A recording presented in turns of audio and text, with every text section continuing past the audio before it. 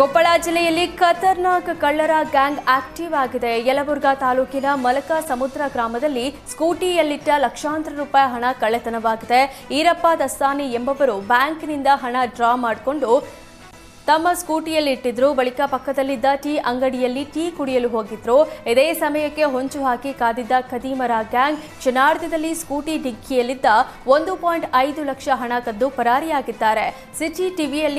ಸಿಸಿಟಿವಿಯಲ್ಲಿ ಖತರ್ನಾಕ್ ಮೂವರು ಖದೀಮರ ಕೈಚಳಕ ಸೆರೆಯಾಗಿದೆ.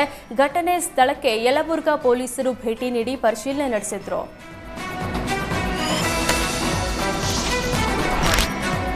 ಹುಣಸೂರಿನ ತಾಲೂಕಿನ ಕುಡಿನೀರ ಮುದ್ದನಹಳ್ಳಿ ಗ್ರಾಮದಲ್ಲಿ ಆಸ್ತಿ ವಿಚಾರಕ್ಕೆ ದಾಯಾದಿಗಳ ಮಧ್ಯೆ ಮಾರಾಮಾರಿ ನಡೆದಿದೆ.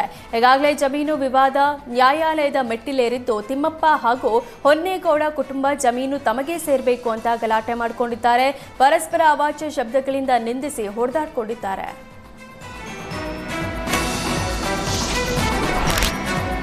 ಸಕಲೇಶಪುರ ಆರ್ಟಿಒ ಕಚೇರಿಯಲ್ಲಿ ದಲ್ಲಾಳಿಯ ಹುಟ್ಟುಹಬ್ಬ ಆಚರಣೆ ಮಾಡಿ ಅಧಿಕಾರಿಗಳು ಸಾರ್ವಜನಿಕರ ಕೆಂಗಣ್ಣಿಗೆ ಗುರಿಯಾಗಿದ್ದಾರೆ. ಆರ್ಟಿಒ ಹಾಗೂ ಬ್ರೇಕ್ ಇನ್ಸ್ಪೆಕ್ಟರ್ ಸಮ್ಮುಖದಲ್ಲೇ ದಲ್ಲಾಳಿ ಮೋಹನ್ ಕುಮಾರ್ ಹುಟ್ಟುಹಬ್ಬ ಆಚರಿಸಲಾಗಿದೆ.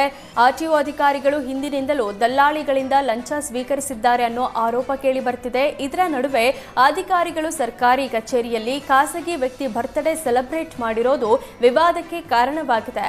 ಕೂಡಲೇ ಅಧಿಕಾರಿಗಳನ್ನ ಅಮಾನತು ಮಾಡಿ, ಇಲ್ಲದಿದ್ದರೆ ನಾವು ಸಹ ಸರ್ಕಾರಿ ಕಚೇರಿಗಳಲ್ಲೇ ಹುಟ್ಟುಹಬ್ಬ ಆಚರಿಸಿಕೊಳ್ತೇವೆ ಅಂತ ಸ್ಥಳೀಯರು ಆಕ್ರೋಶ ಹೊರಹಾಕಿದ್ದಾರೆ. ರಾಜ್ಯದಲ್ಲಿ ದಿನೇ ದಿನೇ ಹೃದಯಾಘಾತಕ್ಕೆ ಬಲಿಯಾಗುವವರ ಸಂಖ್ಯೆ ಹೆಚ್ಚಾಗ್ತಿದೆ. ಇದೀಗ ಬೆಂಗಳೂರು ದಕ್ಷಿಣ ಜಿಲ್ಲೆಯ ಕನಕಪುರದಲ್ಲಿ ಹೃದಯಾಘಾತಕ್ಕೆ ಮತ್ತೊಂದು ಬಲಿಯಾಗಿದೆ. 50 ವರ್ಷದ ಮಂಜುನಾಥ್ ಹಾರ್ಟ್ ಅಟ್ಯಾಕ್ನಿಂದ ಮೃತಪಟ್ಟಿದ್ದಾರೆ. ಮಂಜುನಾಥ್ ವಾಕಿಂಗ್ಗೆ ತೆರಳುವ ವೇಳೆ ಕುಸಿದು ಬಿದ್ದಿದ್ದು, ತಕ್ಷಣ ಆಸ್ಪತ್ರೆಗೆ ದಾಖಲಿಸಿದ್ರೂ ಪ್ರಯೋಜನವಾಗಿಲ್ಲ.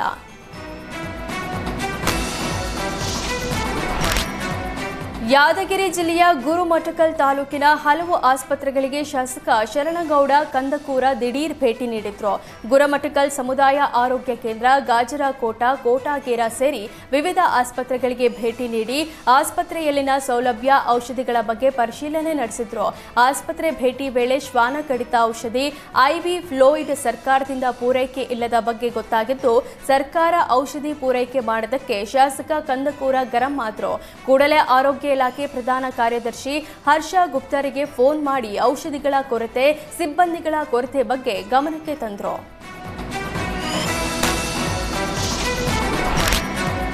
ರಾಜ್ಯ ಕಾಂಗ್ರೆಸ್ನಲ್ಲಿ ನಡೆಯುತ್ತಿರುವ ಕುರ್ಚಿ ಸಂಘರ್ಷದ ಬಗ್ಗೆ ಸಚಿವ ಪ್ರಿಯಾಂಕ್ ಖರ್ಗೆ ಪ್ರತಿಕ್ರಿಯೆ ನೀಡಿದ್ದಾರೆ. ಸದ್ಯ ಸಿಎಂ ಬದಲಾವಣೆ ಚರ್ಚೆ ವಿಚಾರವೇ ಅಪ್ರಸ್ತುತ.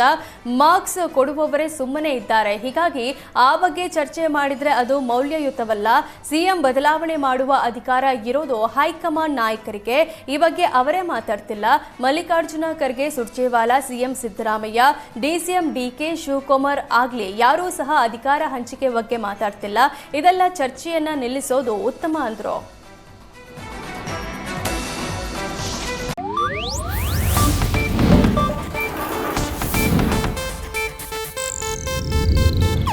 ಇದು ಏಷ್ಯಾನೆಟ್ ನ್ಯೂಸ್ ನೆಟ್ವರ್ಕ್ ಪ್ರಸ್ತುತಿ.